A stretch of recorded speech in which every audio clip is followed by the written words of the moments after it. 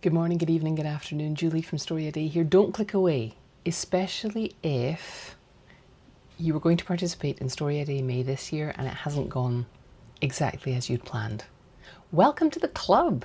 It never goes exactly as we planned. It doesn't mean you should give up. Today, at the end of week 2 of the StoryADay May Challenge 2025, I wanted to talk to you about what now, right? What happens now? If your challenge is going swimmingly and every story has been perfect, good for you, you magical fairy tale creature.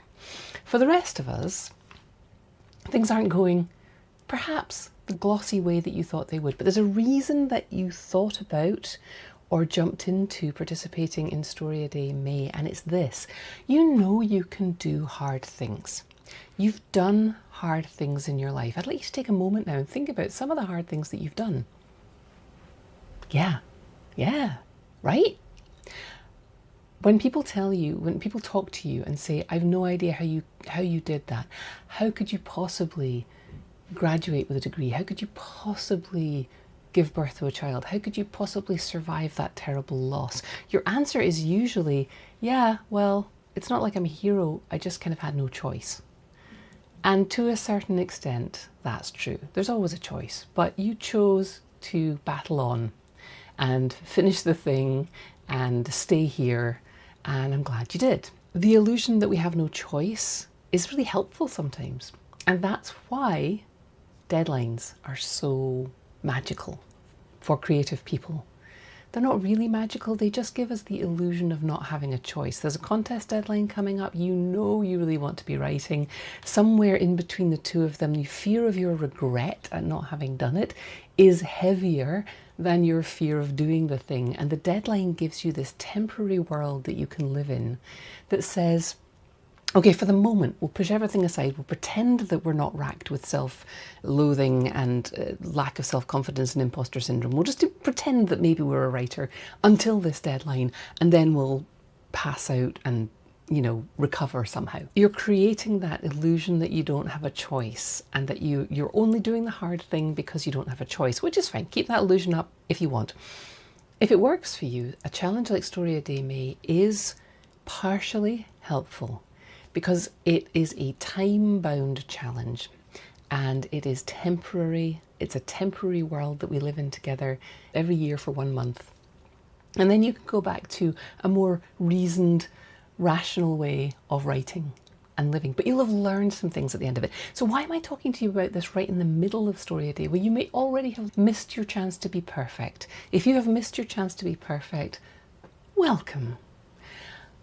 You'll have heard me talk in these updates, if you've heard me talk in these updates at all, about how a couple of days, I've been feeling tired or sick, or like the other day when I had to go to bed for the afternoon with a migraine that the medicines didn't touch the sides of. Does this mean that I'm a failure as a writer and as a leader for you? No, it means I'm a human. It means I'm a woman with hormones that sometimes give me bad days and migraines, and some days make me feel like I can conquer the world. I'm just human. And even though this is my challenge, I don't think I've ever written a StoryADay in May, honestly, because I use it to push me to do more than I could, and I use it to push me to stay through an entire month of those ups and downs. I don't feel like writing every day, and some days I do it anyway. And in May, I try and do it every day, except of course I said I'd take Sundays off because I've learned that I need that. But every other day, I'm trying to write a new story. And sometimes it works, and sometimes it's one sentence, and sometimes I fail because of something like a migraine or an emergency that comes up, or I get distracted. And over the 16 years of this, I have had days like that where I have just not written. And then if you let it go 2 days or 3 days, it becomes much, much harder to get started again. But I'm going to really, really encourage you here on the 14th of May, or whenever you're watching this. You could be watching it on the 21st, you could be watching it on the 28th. Come back to your writing and commit to doing a little bit more than you would have otherwise for the rest of this month. So when we do things that are hard and we say it's because I had no choice, there's a nugget of truth in there There's something to hang on to in our writing life. Every time you sit down to write, it's a really good idea to limit your choices, to limit that sense that you could write anything, that your quality could be any level, that, just the possibilities are endless, and that's kind of paralyzing. So here are some suggestions for how you might limit your choices going into the second half of StoryADay May. First of all, recommit. Just say, I'm going to do it. I'm going to let the first 2 weeks go, whether they were great or whether they were terrible. I'm going to let them go because they're in the past. And whatever is coming next is not that. So limit your own choices. Here are some suggestions on how to do that. Recommit. Say you're going to do it and do it. Make that public. Now, whether that is committing to coming to StoryADay and commenting on the blog comments every single day that you've assigned for writing this month, that could be one way.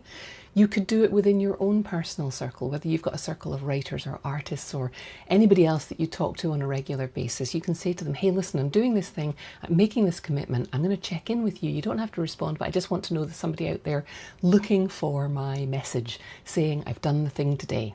And you will find that people will respond, especially if you gather a couple of people. So it doesn't need to be in my community that you do it, but you should commit and check in with some sort of community. If you don't have a community of people who understand what it is like to be trying to do something really hard and kind of silly and really important to you, then come over to the blog and leave comments with us. We will see your comments. Another way to recommit, another way to limit your choices is to make whatever it is that you're committing to a little bit smaller. You may have been a little ambitious when you started out. You may have said, I'm going to write a story of any length every single day of the challenge. And that may have turned out to be a little too much, and that's okay. What you can do is you can make it smaller. Maybe you're not going to write on every day of the week. Maybe you're going to write on 3 days of both of the remaining weeks of the challenge. Actually, there's kind of 2.5 weeks left. So you can decide that you're going to write 3, 6, 7 stories before the end of May. You could decide you're going to write every weekday before the end of May. You could decide you're going to write just on the weekends, but that's at least 4 more stories. I haven't looked at the calendar that closely, but that's at least 4 more stories. You could decide that your stories have to be, you're going to write every day, and on those every days that you've chosen, you are going to write at least a 6-word crafted little nugget. Or you're going to write 100 words that are crafted and hang together into some sort of unified thing. Or you're going to just write a story, and you could go up to 2,000 words, but you're going to put an end on it. Even imperfectly, you're going to put an end on it so that when you come back to write and edit it later, you'll remember what it was about and where you were going with this crazy idea. Because trust me, by the end of the month, you will have forgotten why you wrote, and even that you wrote some of the stories you've written this month. Other ways to make it smaller are just to put time limits on things. So you win if you write for 5, 15, 20 minutes, whatever you decide your limit is. This is not about turning out perfect stories. It's not about even finishing stories. It's not about creating stories that you can do anything with, although all of those things may happen. Another way to limit your choices is to decide right now, here in the middle of the month, that you're going to have a theme for all of your stories. Maybe they're all going to be linked. You're going to take a character from one story and put them into the next one, and so on and so on and so on. Or you're going to set all of your stories in one location or one fictional world that you've already created or that you're going to create this month. All the stories will be linked in some way.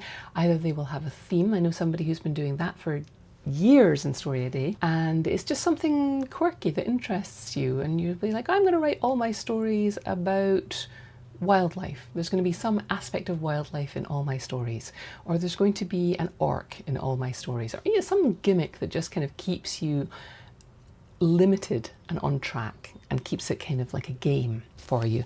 The other thing you can do is you could commit to using the StoryADay prompts whether you like them or not. I know people who've done that too, and they always end up with something interesting. Sometimes they are cursing my name as they do it, but they always end up with something interesting because they are being forced to go beyond what they're comfortable writing, and that forces them to be creative. Sometimes those stories turn out to be the ones that they end up working with and turning into something and getting published and sharing with friends. So those are some ways for you to limit your choices and make it more likely that you are going to write, because you're giving yourself fewer choices, you're making it harder, you are doing a hard thing, and you are making yourself feel like you have less choice. The more you write, the more fluid your stories get, the more creative you are. This month is about integrity. It's about you not letting yourself down. And I don't say that to make you feel guilty. I say that to free you from the guilt. If you are being too rigid with your rules around StoryADay May, you are likely to be letting yourself down again, which is something you feel like you've done before. And it's usually about having standards that are too high, unrealistic, related not to the end product, but related to the everyday process.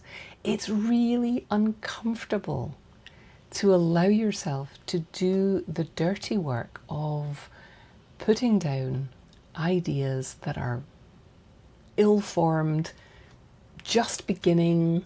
It's kind of thrilling and fun sometimes, and sometimes it's a little frustrating, and it takes immense courage to show up for that every day.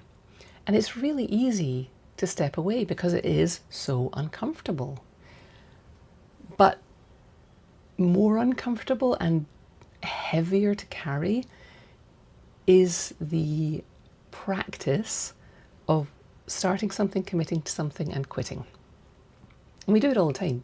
We do it in part because it's hard, in part because society tells us that if we're not getting paid big bucks for something, that it's not worth doing. Not the society I grew up in, I'll note, but the society I live in now, which is pretty influential around the world, kind of says everything needs to be your profession. I'm not saying this shouldn't be your profession, but the moments when you get paid and the moments when you get adulation are vastly outweighed by the moments when it's just you with your process. And the process is sometimes uncomfortable. If you walk away from the discomfort, you are letting yourself down. And it's not me saying that, it's something inside you saying that. But you've been sold a bill of goods, you've been sold a lie, that writing should feel amazing because you're a writer. Oh, I just love it and I'm in the flow all the time. No, sometimes it's like chipping diamonds with a nail file. And it's uncomfortable. And that's okay, and you're not doing it wrong. You are not doing it wrong. So the point of a challenge like StoryADay is for you to keep showing up for yourself, regardless of whether the day is good, regardless of whether the story is good, regardless of whether you didn't write yesterday or the day before, and just keep showing up, because this is your life. It's made up of days, and you show up or you don't. And both of those things are a little bit uncomfortable, but which one aligns most closely with your vision of yourself? It's probably the one where you show up for your writing. And you can show up and it can be bad, and that's okay. Because it won't always be bad. Some days it will, and some days it won't. And some days when you wrote something that was bad, it's fixable. It's salvageable.